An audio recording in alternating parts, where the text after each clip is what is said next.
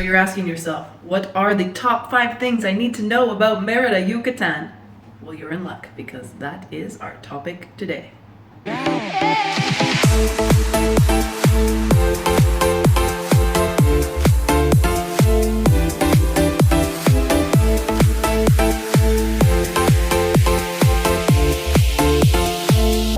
Okay guys, we're Meghan and we're Yucatan Living, powered by EXP Realty. Your trusted bilingual realtors here in Merida and the Emerald Coast. Okay guys, so we go with number 1, different zones of Merida. So let's start with Centro. Centro is the central part of the city, as the name would indicate. So, you know, it's busy, it's bustling, there's a lot of excitement happening, and so I think you really need to consider whether or not you're a city person if you want to spend time in Centro. Amazing colonial architecture, tons of restoration projects happening, tons of infrastructure money being spent currently with the Parque La Plancha project. That's basically a giant central park. Bars, restaurants, cantinas, mezcalerias, barbershops. Everything within a closer proximity. You're not having to drive across the entire city to get somewhere, to get your haircut, to go to your restaurants, etc. So yeah, Centro is full of energy, full of life. There's a huge arts and culture scene here as well, and growing every day and every year. You know, it's a metropolitan city with a very charming old world vibe when it comes to the look of things. So when you see advertisements and tourism promotion, most of that's focused on Centro, because that's what the traditional look of Merida is. That's where the real action happens. Yeah, but you have to be into action. Otherwise, you'd probably be a little bit more interested in either North Merida, or if you're looking for even more tranquility and seclusion, some of the beaches, but we'll get to those. So let's talk about the north. North Merida. North Merida is the modern part of Merida. It's comprised of different neighborhoods, and there you can look more for bigger houses. Sky rises are being built now. There's more vertical apartments, yeah. There's more vertical construction. There's also parks, shopping malls. A lot of shopping malls. A lot of shopping malls. We know there's some expats that they're not in the architecture scene like the people who like Centro. So there's lots of services in there also. There's hospitals. Costco. Let's equate Centro as being more of a European vibe for life. Everything's sort of in walking or biking proximity, whereas North Merida is more of if you were coming from the suburbs of Texas or Atlanta, you would probably feel more familiar with the lifestyle that's happening out there. Home Depot, there's also they have a lot of things in there. All the big box stores, all the modern amenities. Now we go with the outskirts of Merida. It's interesting because you have to pay attention to this. They're suburbs of Merida that with urban sprawl are starting to become part of Merida, but you know, we can talk about the area of Las Americas, for example. That's a very interesting, basically little city of its own, made up of subdivisions of different types of housing projects, and they have their own grocery stores, convenience stores, gas stations, their own public transit. Inside of the same thing can be said of Cholul, although that was originally a town of its own, and still has like its own town center, and very like charming little town vibes, but is getting more and more popular with foreign investors. And again, that's somewhere where you could potentially have a larger lot size and build down an amazing property for yourself. Caucel, I'm not that familiar with. Ciudad Cauquel, also it's another suburb, you know. So that was an example of how a gringa pronounces Caucel, and it's supposed to be Cauquel. So you to know, Fraccionamiento Las Américas is top north. That's the outskirts of Merida. You're on your way to the beaches. The other one named Cholul is the northeast of Merida. Ciudad Cauquel is the west of Merida. And we know obviously everyone thinks that the most desirable neighborhoods for expats are obviously Centro, North Merida, and the beach area. But a lot of people that have been buying properties in these outskirts cities that we communities that we just told you. Yeah, so everywhere is becoming more and more popular for foreign investors here. This is heading into a serious, probably 10-year push now of huge developments here. So if you've been toying with the idea of relocating to Merida or investing in Merida or the surrounding areas, now is the time, because the longer you wait, the more expensive the square meter is going to be. So if you have any questions, contact us. Let's talk about it. Now we're going to talk about the beach area. Okay, so if you keep going on the highway, past Costco, past Las Americas, past a few other subdivisions and privadas, you are going to hit the beach town of Progreso. And on that same coastline on the Gulf of Mexico, there are a number of other beach towns, each with its own community, each with its own personality and vibe. So if you've been thinking about something to do with the beach communities, I think it's a smart idea to get a pulse on which beach is suiting your needs and suiting your likes and dislikes, because each one of them has a different thing going on. So, for example, they call Cholem Little Texas, and that's probably because there's a lot of Texans that have taken up residency there, and there's a few other beaches where it's Little Canada and Little whatever, but I think you can do that research on your own. There's tons of information out there. Of course, we represent a ton of different projects out at the beaches, so if you wanted to have a deeper discussion about which one suits your personality and suits your needs, we can do that. Contact us. On the topic of beaches, number 2 is proximity to the beach. Yeah, it's pretty unbelievable that within an hour, hour and a half of Merida, there's about 9 different beaches that you can easily get to in a car, and within 30 minutes, you can get to a number of them, Progreso being the straight shot north of Merida. It's like Galveston, that close from Houston, or the Hamptons is to New York. And actually, you know what? That really is probably the best comparison of the lifestyle here. But without car traffic. Yeah, it's a very easy drive to the beaches here. Very good modern highway was put in place, and it's just a straight shot. So it's very simple, and I think that Hampton's equivalent, minus all the sort of pretension and hoity-toityness that exists around the Hamptons, that's very much the lifestyle that the Yucatecans have lived here. Everybody had their summer place out at the beach, and so when it was too hot in Merida, the family would pack up and go to the cottage, so to speak. And those beach communities still have a lot of that going on every weekend, every long weekend, every holy day, and especially during the summer months when it gets really, really hot. And the access is so easy. From every single part of Merida, you have pretty easy access. If you live in the west, you have easy access to Sisal, which is it's a beach and a magic town at the same time. It's very easy to get in there. If you are living in North Merida, it's only 30 minutes driving to Progreso. Maybe less if you're driving very fast. Yeah, if you drive like me. Mm-hmm. And if you're on the east side, there's a number of other beach communities, one of which we talk a lot about, which is San Crisanto and Telchac Puerto as well. Very easy to get to. It's not like you have to spend your whole day, like, you know, your whole day is committed to the beach. You could literally go to the beach for breakfast and be back in the city for lunch. And the beautiful thing is that every single access to those beaches, you have to drive through magic towns.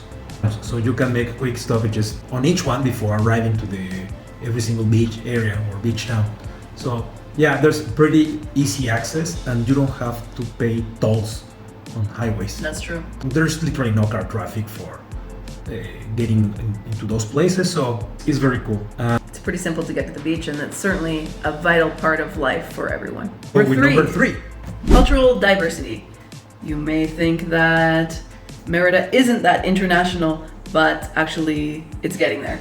And with every year, there are more and more foreigners from outside of Mexico, and also huge amounts of investors and people relocating within Mexico to Merida for a number of reasons, but you know, one of them being that the value of the properties here is extraordinary compared to other markets. So with all of this influx of international residents and visitors, Merida becomes more and more of a melting pot, and ultimately this makes for a more interesting and exciting city to live in, much like, you know, again, going back to a New York or a Houston comparison, arts and culture scenes becomes more and interesting and diverse, music, everything. So yeah, that's a great thing that's happening here. We say Central is one of the best examples of that. I mean, I walk my dogs every single morning in the Merida Central Park in the new one, and I talk to people that are from everywhere daily, everywhere. So yeah, you hear a lot of different languages, Portuguese, English, obviously Spanish. Many different versions of Spanish. Yeah, so yeah, that's quite interesting. A lot of French also. Yeah, and you realize that also with the food scene, with the cuisine. We see more and more restaurants everywhere with different food from all over the world. Thai food, Italian food, modern experimental fusions, Japanese, like. So yeah, that's pretty cool. But it's always very important to recognize that Yucatan has its own cultural identity as well. Yeah. And with more and more influx of international people and other Mexicans, the Yucatecan people are very proud of what they've built and their traditions and their way of life. So hopefully those lovely elements are always going to remain, and hopefully everybody acts respectfully of their way of life, because there's some absolutely amazing and beautiful traditions here, including their culinary food, which is pretty amazing in its own right. Yeah, and our duty as foreigners and expats to be respectful. Is to be respectful of their traditions, and you need to adapt to a lot of different things that are not the same exactly as the place you come from, So yeah, we need to be respectful of their customs. But Merida is a growing city, as you may or may not know, and the cultural diversity here is getting richer and richer by the month, week, and year. Okay, number 4. Merida is as safe as you've heard it is. This is true. When it comes to violent crime, I think the statistics are probably lower than almost anywhere else in North America. I have never heard of a violent incident that has occurred here, and I've never seen anything, and I've never felt unsafe, even when all by myself, late at night. That said, petty crime is a thing, so it's always intelligent to lock your doors, lock your cars, and don't leave yourself open to the opportunity of theft. Yeah. Although the general vibe is safety. Super tranquil. It's super tranquil, but everyone has to take the certain precautions everywhere you go. Even if you go to the Tibet or the Vatican. I like that example. Yeah. You can get pickpocketed in the Vatican. So it's logic mindset of safety, Yeah, and I think as in when you're anywhere in any city, if you go looking for trouble, you can probably find it. But you might have a tough time finding trouble in Merida. I'm not sure. I haven't looked for it personally. Yeah, within the policemen, they do a great job here. A great job. And they're so helpful. It's crazy. Yeah, and also there's a lot of cameras everywhere. We've noticed that the city has invested so much money in the camera surveillance in certain crossroads, and it's always good to know that somebody's watching. So it's a city where you can feel perfectly comfortable and sleep easy. But obviously, don't be stupid. Okay, number 5. And this is maybe the most important truth that you need to know about Merida. It is a hot and humid place. There are 2 seasons here, hot and extra hot. So if you are a person who is adverse to heat and don't like it humid, prefer a desert, arid climate, Merida is probably not the location for you long term. That's the truth. I don't know, maybe I can disagree. We have an argument here because I'm Mexican, so I'm used more to hotter weathers. And Meghan, she comes from Canada, as you know, and she's used to a completely different climate. So for me, there's only 2 seasons here. Normal hot, which is now. We have long sleeve shirts on, Noe has jeans on.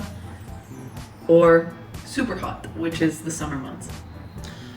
I don't know. That's for me. For me, obviously here is not. This is not the North Pole. This is not Canada, right? But maybe I'm more used to hot weather. I'm not a local from here, but I'm Mexican. But maybe my body is more used to hotter weathers. So right now it's winter. I don't.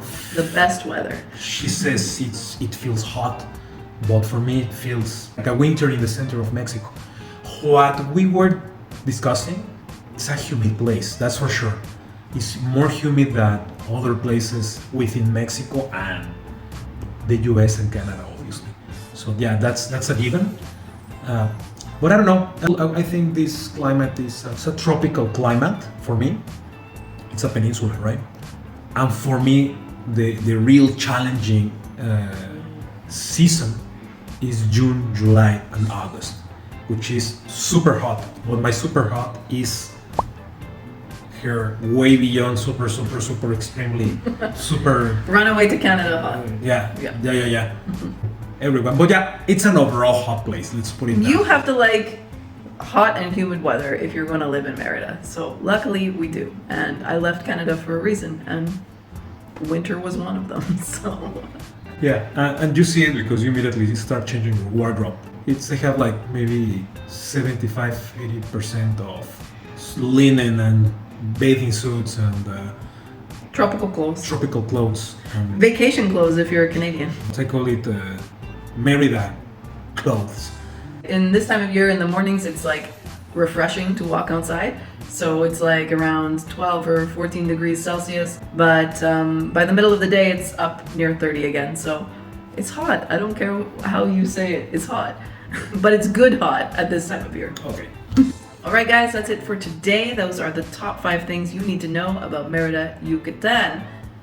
We are Meghan No Way, Yucatan Living, your trusted bilingual real estate agents powered by EXP Realty. So, if you liked what we had to say today, please like, subscribe, hit the notification bell so you can keep up to date on everything that's happening here in Merida and across Yucatan. And please ask us what other stuff you want to know about this place. Please just ask us. We have been living here for a long time, so we know pretty well what's going on here. Yeah, and we love to help people understand what's going on in Merida before they end up here and are very, very confused. So ask away and we shall answer. Until next time, guys. Sign off.